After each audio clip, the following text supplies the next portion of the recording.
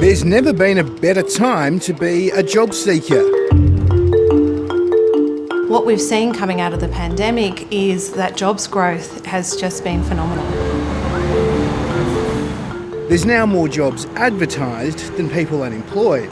There's just a lot of demand still for workers, and there's not much excess supply, if you like. There's not that many people still actively looking for work.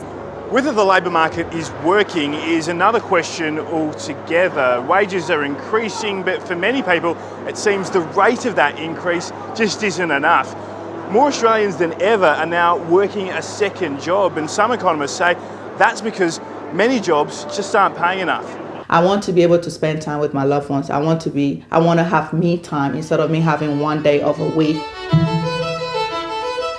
Grace Gabala works in aged care. She says it's been a tough few years in the industry.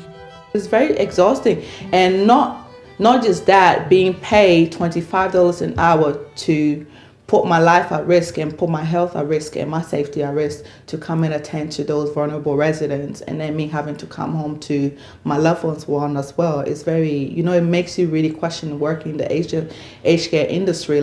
Grace says her only option to make ends meet was to get a second job. Looks good. And throughout the week, she goes from supporting seniors to selling suits. It's a slap in the face because it's just a constant reminder that the aged care sector needs to be changed. We need to have more pay rise. We need to have better pay. Why should I come and work into aged care when I can go and do work in retail, or when I can go and do support work where we get paid more there? Grace is far from alone in having to juggle a second vocation. In fact, 900,000 Australians are now working a second job. It's about 6% of the workforce. The industries with the most employees branching out are in healthcare and social assistance, which includes aged care. Hospitality and retail are also at the top of the list. What that indicates is that while casual work as a percentage of overall work hasn't changed, the people who are doing those casual jobs I think is changing. So we're seeing it move from something that young people do, maybe after school or at university, to something that people are doing to make ends meet. Working, yeah. Economist Angela Jackson says a growing trend of employers preferring casuals over full-time staff has left many workers with no choice but to seek out multiple jobs. Historically, people have relied on having that full-time job to get access to things like sick leave. And so if you don't have access to that full-time permanent work, then suddenly you're in a much more precarious situation. Then there's the issue of cost of living. Rising inflation has outpaced wage growth for over a year now. Angela Jackson says what could have been considered a good wicket a year ago might be a more nominal wage now. At 1.3, welcome, sir. To enter the property market, to do a number of things that we consider, used to be quite normal, you have to have higher income. So people are going to need to look to increase their hours of work, to increase their income, and we're seeing people do that. So whether it's, on top of a full-time job, maybe picking up some Uber shifts on the weekend, just to make that little bit extra so that you can actually get ahead. Trying to get ahead is a key reason why single mum Tessa spends her week juggling jobs.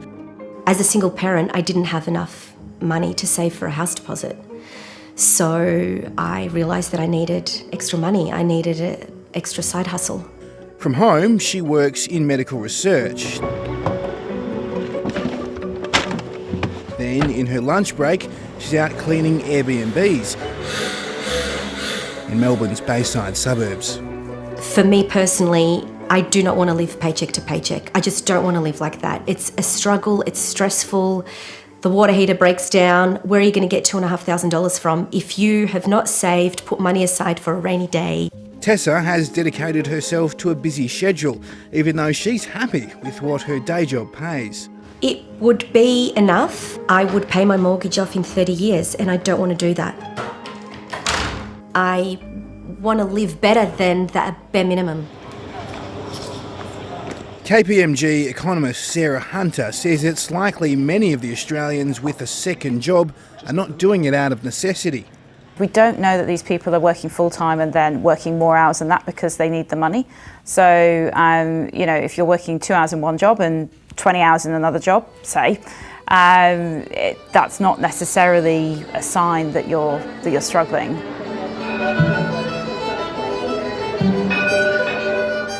She says post-COVID, more people have been willing to work flexible hours, and with a seemingly endless demand for employees, people in part-time and casual work can easily find additional jobs elsewhere.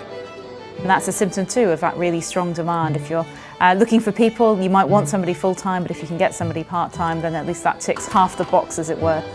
But for many in the workforce, working a second job is far from their Australian dream. I'm just very compassionate, very caring, and I just want to keep giving, but I can't keep giving if I have to keep working another job in order for me to make a living for myself. And have you guys seen the cost of living? It's expensive.